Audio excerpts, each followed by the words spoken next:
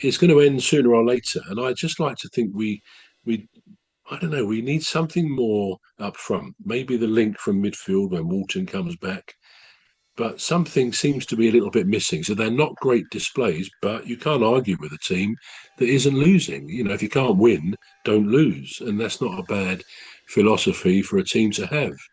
Yeah. Yeah, so I quite agree with you about the attack not having the that bite. I think that bite is a little bit loose. You need to Mm. find something. There's something not obviously Eze leaving didn't help the matter, does it? So yeah, but I agree with you. But I'm envious of Palace. I'm looking at. I'm thinking this team, this team is going You places. never know. You You never never know, do you? know. You never know. No. They might have a top five finish. You never know. But the way that they've started is quite a big contrast to how they started last season. Mm. Very You know, much so. Yeah. started last season with a lot of loss. But this season they've started fantastic. It's a well, I hope they keep up with the unless when they meet Manchester United, we can break that streak, obviously. But No, but I think also the other thing to bear in mind right. is that I hate to use this word, but it's probably true that Palace, like some others in the Premier League, are essentially a feeder club. And I Oh don't yeah. like that word because of its connotations of you produce or you find good players and then you sell them. Because in a way, you don't have too much choice. Now, I like to think you should have a choice as a club that, you know, if you're ambitious, you want to get up to that next level of finishing in the top 6 or 7, whatever. Yeah. You can't just afford every season to sell the best players you've got. And yet that's something Palace seem to do. And in the last few years, fortunately, a bit like Brighton, who've sold lots of their players out and Mhm. about, you know, to Arsenal. I mean, Dan Burn used to play for them. He's at Newcastle and plays for England as well. But they always seem to manage, arch rivals though they are with Palace. I still admire the way they replace their great players and they find good replacements because they're a good side. They're a good side. Perhaps they lack that final push up front. But anyway, that's another story. But Palace essentially, you know, like probably I could name another 7 or 8 teams in the Premier League who, if they develop good players for financial reasons or for one reason or another, they've got little choice. If someone comes in with a shed full of money, be it Mm. for Guehi, for Eze, we can't really, we're told anyway, afford to turn it down. So I think I don't know when the new stand, if ever it will be built, so we get a more up-to-date stadium, so we can increase the capacity and therefore the turnover, and then we can have more money to spend on players. But I don't know. We get a really good team. That when we at the end of last season, the FA Cup, then the Community Shield, this it was, as you say or suggest, a really good, solid team. And I'd be Yes. thinking we could really do things here. But Yeah. then I noticed last night the loss of Eze, and on Saturday you just notice.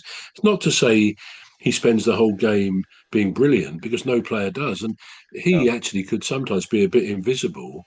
But then he'll do something which wins the game. He'll score a great goal. He'll have a great run, or he'll Yeah. do a great pass, and that's what these top players can do. They got that magic moment which wins games. So we've got to keep working. We've got very good players in the squad, but I think we miss the good players who go. So yeah, I'd love to think Palace could be up there in the top 4 or something like that. And you never know because with the manager, he gets the best out of the players. But Yeah. I just think we cannot afford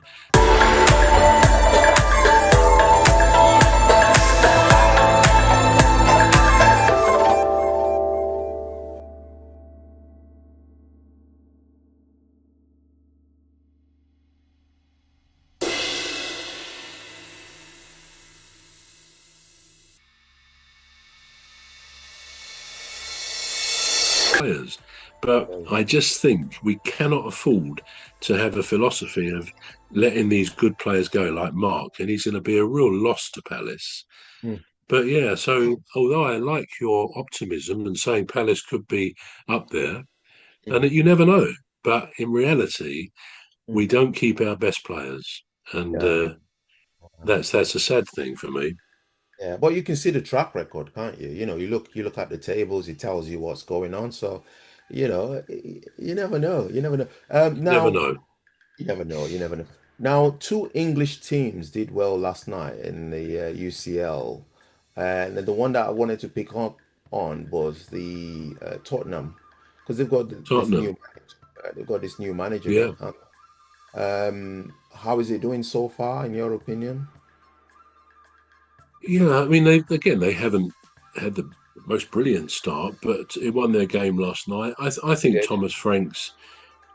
I'm coming to the conclusion that I think he is a very good manager. He did very well at Brentford. He kept them. I think the season before last, if I'm right, they did even better. They were well in the top half for much of the season.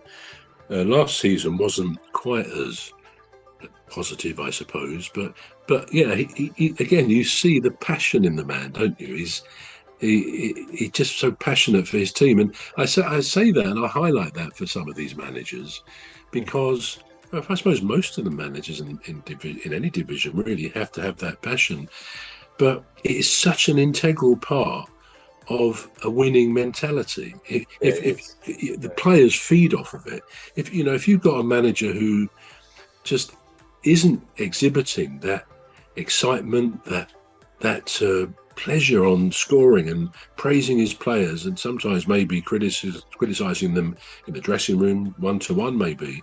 But when you see that passion, that rubs off on people who work for you, who play for you. And I think Thomas Franks, you can just see it when you see him on the touchline. He's got all those ingredients as a manager. So I would be surprised if Tottenham don't do very well this season. I don't think they've ever really been a bad side. They did suffer a lot of injuries last season. I know most teams do at different times, but they did. I think Postecoglou did suffer from that. But in a way, I think what happened is the confidence drained out of the team. Maybe they saw their manager, finding it hard to fight off criticism, and he perhaps, understandably, really, he was a bit sensitive to the criticism, which he felt was unfair. Probably it was, but I don't think they were ever a really bad team. I mean, Kane left them. That didn't make them a bad team. No. They still had Son and other good players there. So I think we'll see the situation corrected this year. It'll be a year of correction, particularly as they're in the Champions League as well. Whether they'll go forward a long way, we don't know, but I think they'll do okay. Yeah, Mm. Mm. Oh, this is all we've got time for. Time flies over. Time it flies when you're does. having fun, don't they? Yeah. So do you want to do the conclusion for us, please, bro? Yeah, time always seems to go very quickly when we're getting our heads into the football world, but maybe that's a good thing. I'm sure we've said some things you disagree with and some hopefully you agree with. Anyhow, we'll see you next week, hopefully. And I'm Trevor Gear, and he calls me Bruv. And I'm Emmy Hikins, and he calls me cousin. You've been watching a football referee. So it's a goodbye from me. And goodbye from me too. Yeah.